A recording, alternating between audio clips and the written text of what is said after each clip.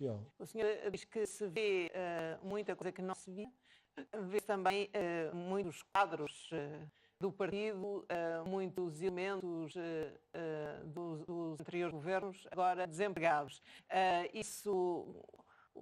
O que é que aconteceu a essa gente? Escalada? Até porque não há assim tanta gente desempregada. Pelo contrário, a maioria foi reduzida. É normal, e quando há eleições, quando há um novo chefe de governo, né? Essas mudanças são naturais, porque ninguém pode ter o cargo político como uma profissão. Né? As pessoas tinham que estar preparadas para outras atividades. Como foi, por exemplo, o meu caso, não tem sido o meu caso. Então, pelo contrário, Isabel talvez refere a isso, porque observa isso aqui fora. Lá dentro, em Angola, pelo contrário, sobretudo da juventude, há um certo desencanto, porque muitas das mesmas pessoas estão a ser reduzidas. Mas isso a mim não me preocupa, porque sempre disse, o problema não é de pessoas, o problema é de filosofia de Estado. De regime. É o problema de regime. Lá em Angola, no ciclo MPLA, não somente que se fala de regime, mas eu acho que nós tivemos problema de um regime, sobretudo nos últimos 15 anos do presidente Eduardo Santos, um regime irregular, um regime opaco, um regime pessoalizado, sobretudo preocupado com aquilo que eles chamaram ostensivamente a necessidade de acumular a riqueza, no fundo, à custa do erário público. O senhor sempre foi um político, e nos últimos anos ainda mais, um político desassossegado. Agora não tem grandes questões sobre o futuro político de Angola? Ou tem? Tenho, sobretudo, uma grande esperança e algo que surgiu de modo um tanto quanto imprevisto. Eu tenho que confessar que realmente nunca sonhava que hoje, como estamos, frente a frente consigo, estivéssemos a viver aquilo que vivemos em Angola no sentido positivo. Alguns elementos da sociedade, sobretudo os partidos da oposição, e têm as suas razões, não é? Porque esse é o seu papel, falam muito nas questões do dia a dia que ainda não mudou, essencialmente. Alguns aspectos, inclusive, deterioraram-se, mas eu considero isso consequência do passado. Provavelmente faltaria, e João Lourenço e o seu governo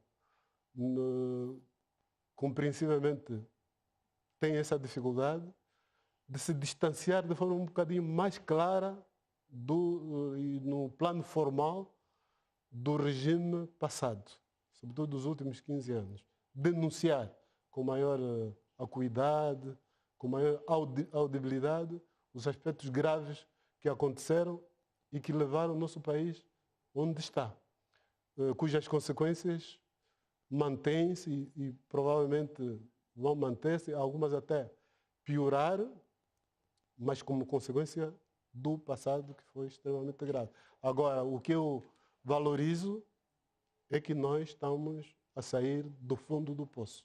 Estão a ser tomadas medidas estratégicas no domínio diplomático. A diplomacia hoje já não é uma diplomacia de vaidade só, não é? Aquela coisa do construtor da paz que recebe indivíduos do lado da África Central que estão a destruir os seus países, a alterar as constituições, etc. Quando chega ao fim dos seus mandatos, isso já não existe.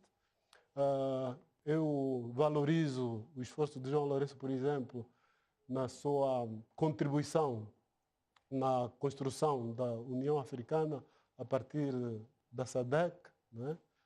Eu valorizo a sua atividade de diplomacia econômica. Sabemos que as dificuldades são enormes.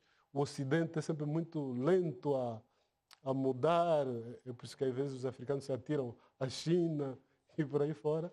Mas não há dúvida que tem sido feito um esforço notável nesse sentido.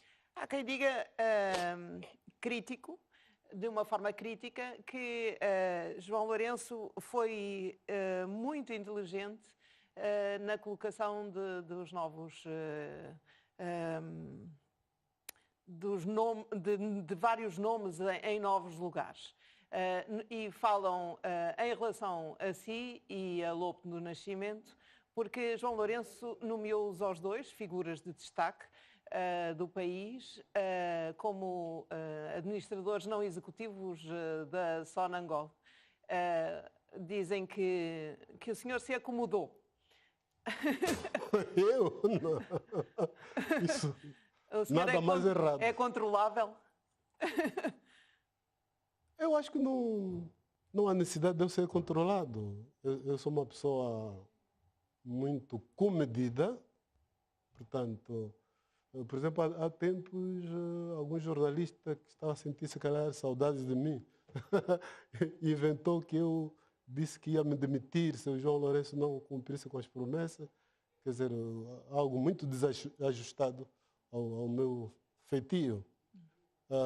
Na verdade, eu, mais no plano humano do que provavelmente no plano político, não poderia olhar para a situação do regime de José Eduardo dos últimos tempos, dos últimos 15 anos, sem dizer nada. Tive consequências horríveis a nível de amizades, ultimamente até a nível familiar, ia começando a ter problemas, não é? Tive problemas, inclusive, a nível acadêmico, não é? Perseguições, observações, assédio aos orientadores e professores, mas eu não podia olhar para aquilo, não é? Sem dizer nada. Quanto à situação atual, o que está-se a passar é que eu não tenho que falar por falar, né? Eu não ocupo funções políticas, nem a minha prioridade hoje. Eu, por exemplo, neste momento estou aqui em Portugal por causa dos livros. Por causa dos livros. Já lá vamos. Estou aqui porque você me convidou. Não podia rejeitar esse convite amável. Mas eu não tenho atividade política direta, ativa. Então, não preciso de estar aí a falar todos os dias, a criticar pormenores da atividade de João Lourenço. É verdade que de vez em quando eu vou atirando uma ou outra crítica.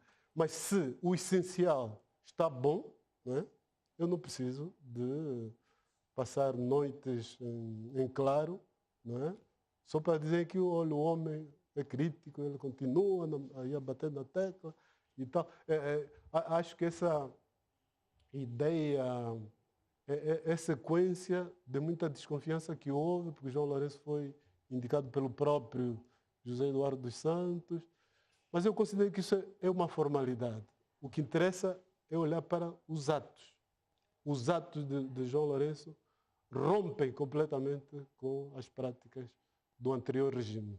Portanto, eu estou satisfeito de uma forma geral e não posso estar toda hora a falar, não ter tempo para escrever os meus livros. Eu sei que foi uma saída antes até anunciada e não cumprida, mas agora sim José Eduardo dos Santos saiu da política ativa. Como é que foi o dia seguinte em Angola? Sim, ele saiu com uma pressãozita, não é? De um Lope do Nascimento, de um façamos-lhe homenagem hoje, de um camarada do partido falecido há pouco tempo que estava no Comitê Central, de uma filha de Agostinho Neto, de um Marcolino Moco, diga-se também, não é? E da sociedade. Foram muitas as pessoas. Como é que sentiu esse dia seguinte? Com muita alegria, porque e nesse dia, no congresso de passagem do poder para João Lourenço, eu frisei que, apesar de tudo, José Eduardo dos Santos deve-se lhe reconhecer, mas isso é muito mais em comparação a alguns líderes africanos que também, felizmente, estão a passar. que só chegam a esse tipo de solução a pancada mesmo, né? Uma situação muito similar passou, por exemplo, no Zimbábue, onde o mais velho Mugabe, já à beira dos 100 anos, né? Quer dizer, teve que haver aí uma espécie de golpe. Não foi bem um golpe militar, mas quase isso para sair. Ora, pelo menos, José Eduardo dos Santos não deixou as coisas arrastarem-se até este ponto. Quer dizer, foi tentando, foi forçando.